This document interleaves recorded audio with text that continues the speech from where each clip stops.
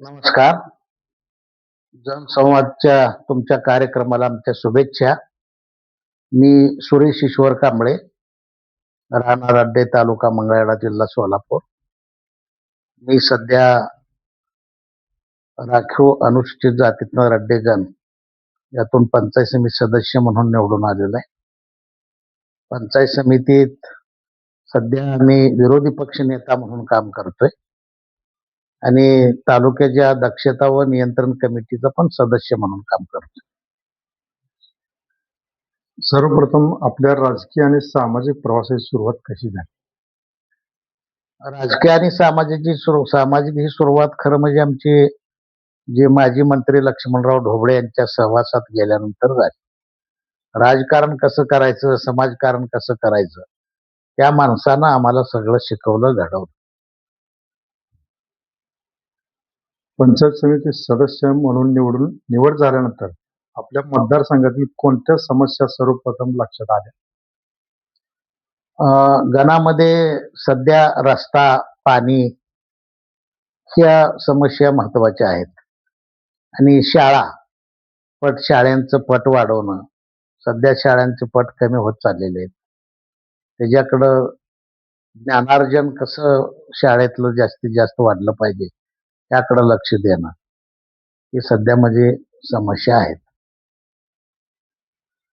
सध्या जिल्हा परिषदच्या शाळा ही काय पट कमी होत चालल्यामुळं सध्या त्या वस पडत चाललेल्या आहेत.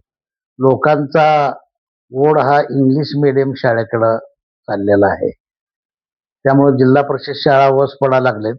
परंतु आज तागायतपर्यंत MPSC, लोकसेवा वगैरे जी काय राज्यसेवा जे काय सिलेक्शन झालेले आहेत, जर बघितलं असता तर ही जिल्हा परिषद शाळेतलेच विद्यार्थी पुढे गेलेले आहेत, इंग्लिश मीडियम मधली गेलेली नाहीत. त्यामुळं माझी सगळ्यांना विनंती आहे की जिल्हा परिषद शाळेकडेच आपण लक्ष देणं गरजेचं आहे आणि आपली मुलं सगळी जिल्हा परिषद शाळेतच घातली पाहिजेत, पुढील त्यांचं भविष्य जर घडवायचं असेल तर. आपल्या भागातील शेतकऱ्यांच्या समस्या सोडण्यासाठी पंचायत समितीच्या माध्यमातून तुम्ही काय प्रयत्न करणार आहात भविष्यात? आता सध्या पंचायत समितीकडं आमच्याकडं मागासवर्गीयासाठी डॉक्टर बाबासाहेब आंबेडकर स्वावलंबन योजना म्हणून आहे. त्यातून विहिरी वगैरे दिल्या जातात. त्याला 4 लाख रुपये अनुदान आहे. आणि सगळ्यांना, प्रत्येक गावात सगळ्यांना सांगतो, बाबा ज्याला 1 एकर पासून वर जी जमीन आहे त्यांना ती विहिरी दिल्या जातात. पुन्हा जनावरांसाठी कडबा कुट्टी मशीन आहे, महिलांसाठी आपलं पिठाची चक्की आहे, शिलाई मशीन आहेत, अनेक म्हणजे वेगळ्या वेगळ्या. पुन्हा बचत गटामार्फत ते बचत गट स्थापन करून त्यांना अनुदान, त्यांना उद्योग उभा करणं, यासाठी प्रयत्न आम्ही करतोय.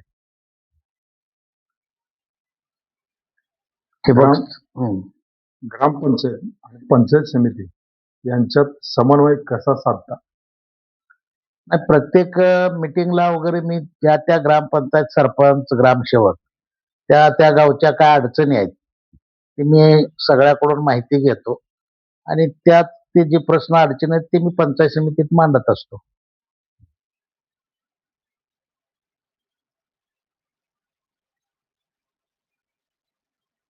एखाद्या विकास कामासाठी प्रशासनाकडून अडचणी आल्यास आपण त्याचा पाठपुरावा कशा पद्धतीने करता? मला एक पूर्वीपासून सवय आहे की तसं बघायला गेलं तर मी एखादं काम हातात घेतलं आणि त्यात जर त्रास व्हायला लागला तर मी ते काम मधूनच सोडून द्यायचो.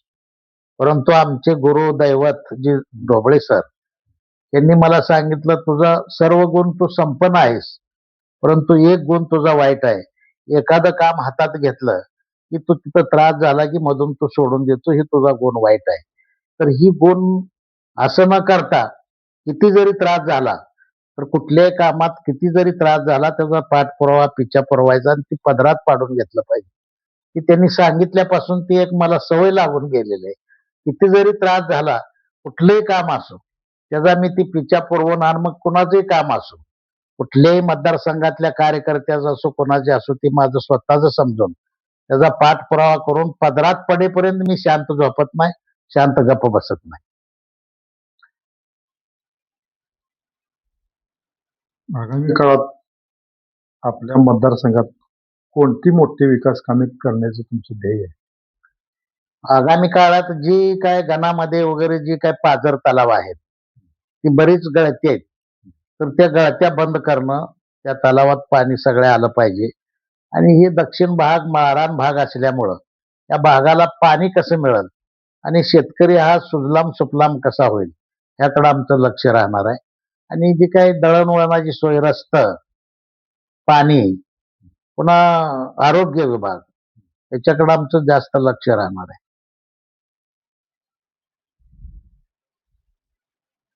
विकासाच्या राजकारणाला प्राधान्य की राजकीय आरोप प्रत्यारोपांना, याबाबत आपले मत काय? राजकीय आरोप प्रत्यारोप करण्यापेक्षा राजकीय आरोप प्रत्यारोप करण्यापेक्षा विकासाला महत्व देणं हे मी मानतो. कारण आपण निवडून आल्यानंतर ज्यांनी कुणी विरोध केला, कुणी मदत केली हे बघण्यापेक्षा आपण आई वडिलाची भूमिका घेतली पाहिजे.